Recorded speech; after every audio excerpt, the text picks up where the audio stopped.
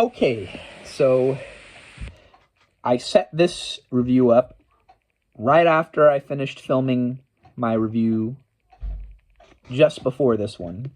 And I liked this movie more than I liked the prior film, so we'll get into my review. 1995, directed by Brad Silberling, Casper, 101-minute runtime.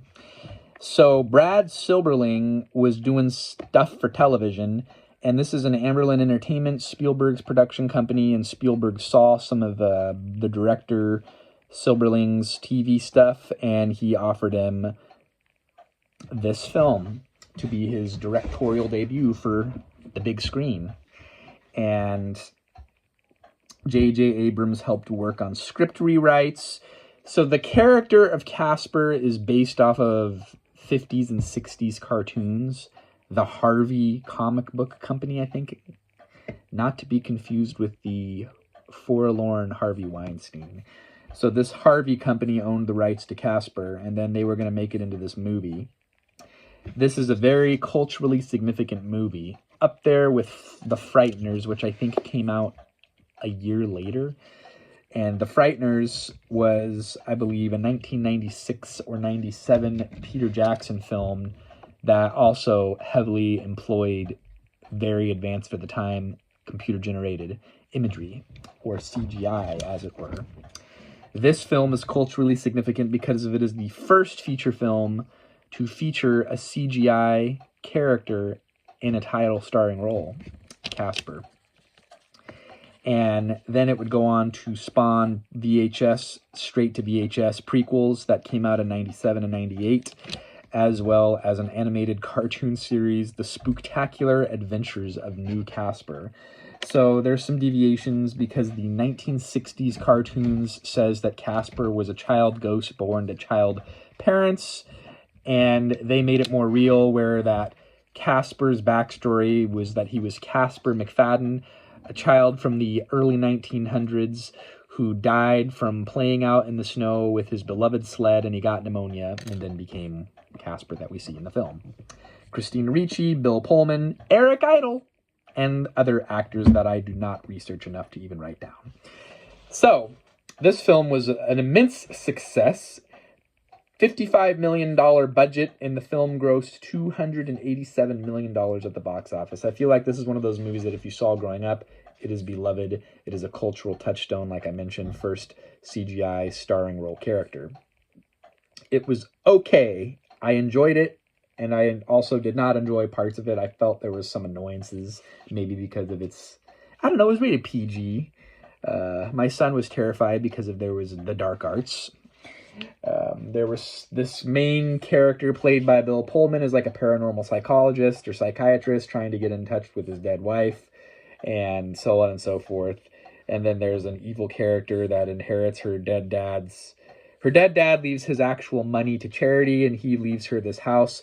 Kind of reminds me of the movie Mouse Hunt, which came out around a similar time period, where there's this decrepit house left to family, and then chaos ensues, and the whole story is based around that. I should review Mouse Hunt. That's one of my childhood favorites that I remember seeing in theaters. I did not see this movie until today. This is my first watch, my first review.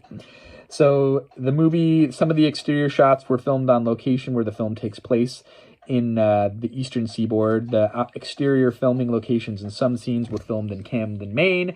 However, mostly it was shot on studio sets.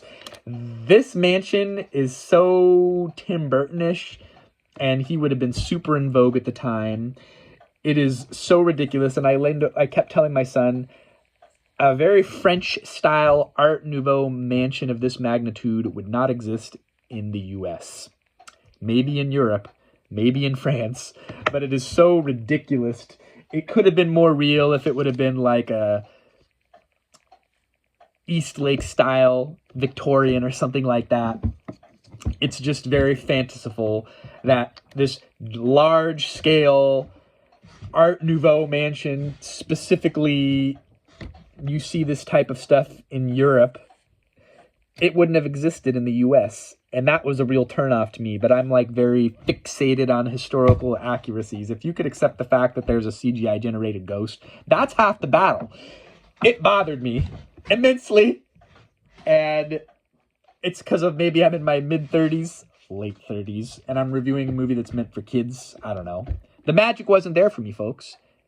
I did get emotional at some points, so that's up to my score a little bit.